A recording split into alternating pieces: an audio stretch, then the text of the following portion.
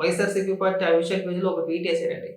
సిదిరి అప్పలరాజుకి సంబంధించి సిదిరి అప్పలరాజుని సిఐ గారు తమాషాలు ఇస్తున్నావా అని చెప్పేసి అన్నారంట. దానికి ఇది ఎక్కడి భాష, ఇది ఇలాంటి భాష వాడవచ్చా అని చెప్పేసి వీళ్ళు నీతులు చెప్తుంటే దీంతో నమ్మకం అట్లా. సరే ఒకసారి ఏమని పోస్ట్ చేశారు చదివినిపిస్తాను చూడండి.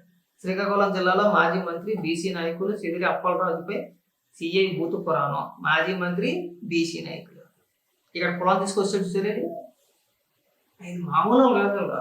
వీళ్ళు మాట్లాడినప్పుడు మాత్రం కులం తీసుకురారు. వీళ్ళని ఎవరైనా ఒక పదం అన్నారు అనుకోండి, మొట్టమొదటిగా తీసుకొచ్చేది కులాన్ని. కులాన్ని వైసీపీ పార్టీ వాడినంతగా ఈ దేశంలో ఏ రాజకీయ పార్టీ వాడలేదండి. నేను నిజంగా చెప్తున్నాను. ఏదైనా ఒక చిన్న సమస్య వచ్చినప్పుడు కులాన్ని తీసుకొచ్చి ముందెట్టడంలో జగన్మోహన్ రెడ్డి తిట్ట మామూలు తిట్ట కాదు. మాజీ మంత్రి అని కూడా చూడకుండా బీసీ నాయకుడిని వేలు చూపిస్తూ ఏ తమాషా డాష్ అంటూ భాషలాడిన సిఐ తిరుపతిరావు. పశువుల షెడ్డు నిర్మాణం విషయంలో అసలు ఇవన్నీ తర్వాత మాట్లాడుకుందాం. గతంలో విశాఖపట్నంలో ఇదే సిదిరి అప్పలరాజు అదే పోలీసులను ఉద్దేశించి సేమ్ యాజ్ ఇట్ ఈజ్ అండి, ఇంకా ఎక్స్ట్రాగా అదనంగా నా కొడక చొక్కా విప్పిస్తా, తోలు తీసేస్తా, ఏం తమాషాలు. ఇదే భాష మన సిదిరి అప్పలరాజు కూడా మాట్లాడాడు. ఒకసారి నీకు అది కూడా వినిపిస్తా. అబ్బే, మనం అన్ని శుద్ధపోస మాటలు మాట్లాడకూడదండి. మరి ఆ రోజు ఏమైపోయింది? ఆ రోజు కూడా బీసీ నాయకుడే కదా. ఇదిగో ఆ వీడియో ఇదే విను.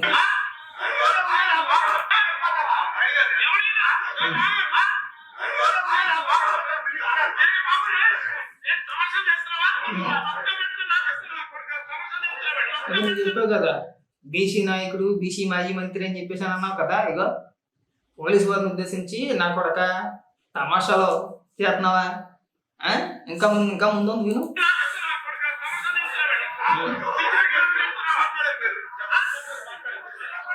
సేమ్ అప్పట్లో మంత్రిగా ఉండి సిదిరి అప్పలరాజు ఏం మాట్లాడారో ఇప్పుడు కూడా అలాగే మాట్లాడారండి.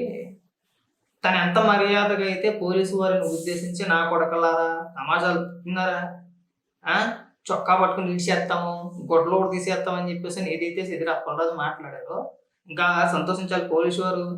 సిదిరి అప్పలరాజుని నా కొడక అని చెప్పేసి అలా అంతకంటే ఎక్కువ మాట్లాడి ఈ పన్నుడు. ఆ రోజు ఏమైపోయినాయి? బీసీ నాయకుడు కులం ఏమైపోయింది ఆ రోజున.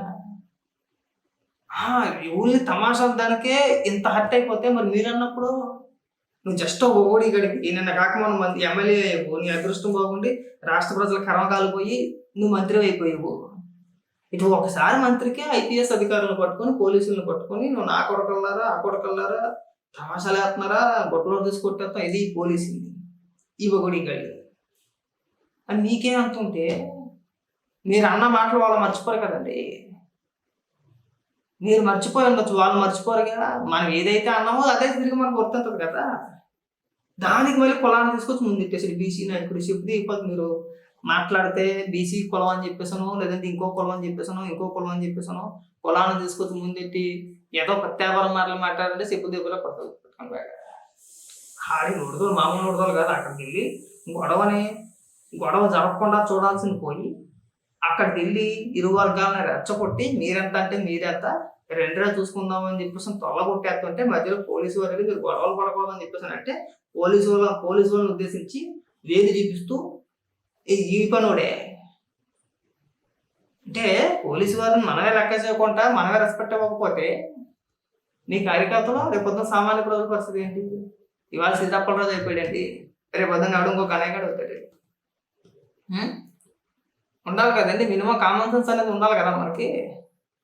మనం ఏం మాట్లాడుతున్నాం అనేది. అంటే నువ్వు 100 మంది తీసుకుని వెళ్ళిపోతే నేను చూసి పోలీసులు భయపడిపోతారా? నీ ఇష్టానుసారంగా నువ్వు మాట్లాడుతుంటే వాళ్ళు చూస్తా ఊరుకోవాలా? పోలీసుల బాధ్యత ఏంటి? గొడవ జరగకుండా చూడాల్సిన బాధ్యత పోలీసులది. అంతేనా? అల్లర్లు జరగకూడదు, గొడవలు జరగకూడదు, ఆ బాధ్యత పోలీసు వారిది. నువ్వు 10 మంది గుడిగా తీసుకెళ్ళిపోయి నేను అక్కడ అల్లర్లు చేస్తాను, గొడవలు చేస్తాను, మేము తొలగొట్టేసుకుంటాం, మధ్యలో మీరు రాకండి అని చెప్పడానికి నువ్వు సరిపోవు.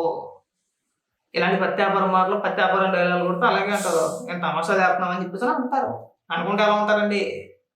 ఆ మంత్రిగా ఉన్నప్పుడు నీకే సోయలేనప్పుడు పర్టికులర్గా ఇలాగే మాట్లాడాలని చెప్పేసి ఎందుకు మాట్లాడతారు? ఖచ్చితంగా అంటారు. ఒక మాట మనం అన్నామంటే 10 మాటలు కాయాల్సిందే. అది ఇవాళైనా రేపైనా ఎల్లుండైనా మనకు ఖచ్చితంగా తిరిగి ఇచ్చేస్తారండి. ఆ రోజు నువ్వు మాట్లాడిన మాటలు రాష్ట్ర వ్యాప్తంగా అందరూ చూసి రియాలిటీ నీకు తెలిసిందా? సడన్ గా పత్తితులైపోతారండి. వీళ్ళంతా కూడా సడన్ గా పత్తితులైపోతారు. పైగా భాష గురించి మనమే మాట్లాడుకోవాలి.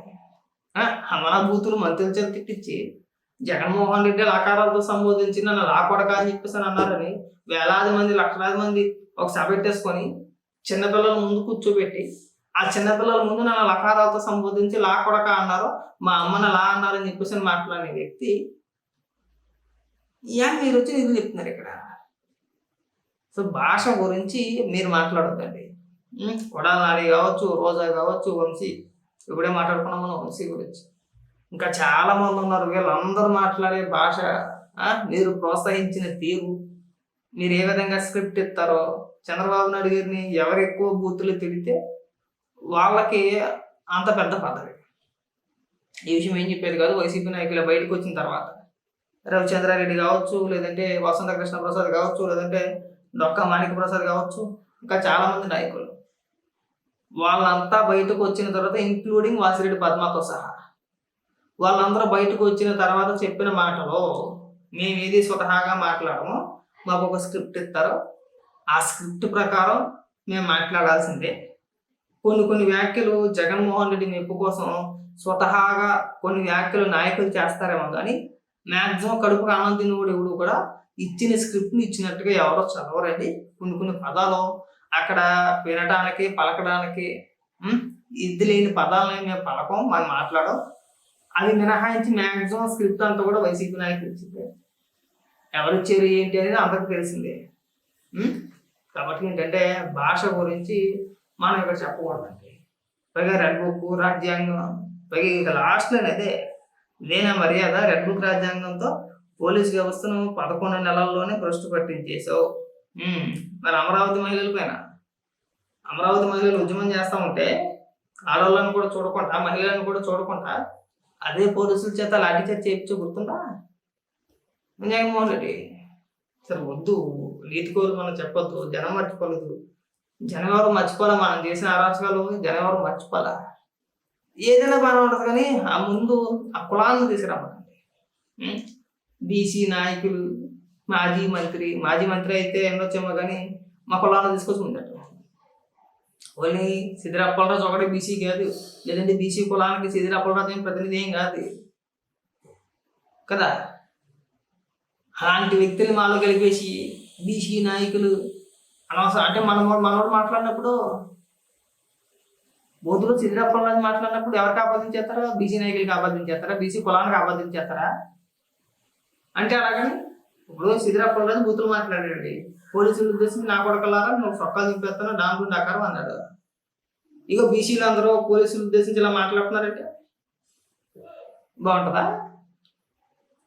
లాజిక్లు ఎదవ తెలివితేటలు ఇక్కడ చూపించి మాకండి. సిద్దిర అప్పలరాజే వైసీపీ నేత, అంతవరకే. ఒక కులానికి ఆపాదించేసి మా మీద రుద్దేమాకండి. దయచేసి జనాల మీద రుద్దేమాకండి. ఇలాంటి పగుడిగా అందరినీ తీసుకొచ్చి మా నెత్తులు రుద్దేశారు అనుకోండి, చాలా దరిద్రంగా ఉండదు. కులాన్ని ముందు తీసుకురాకండి. ఆ తర్వాత మీరు ఎన్ని రకాలుగా మాట్లాడుకుంటారు, ఎన్ని రకాలుగా చేస్తారు అనేది తర్వాత సంగతి తర్వాత. కానీ కులాన్ని తీసుకొచ్చి ముందెట్టి ఇలాంటి ప్రత్యాపారం మాటలు మాట్లాడితే బాగోదు. అది బాగా గుర్తుపెట్టుకోండి. మేము మళ్ళీ చెప్తాం అనుకోండి.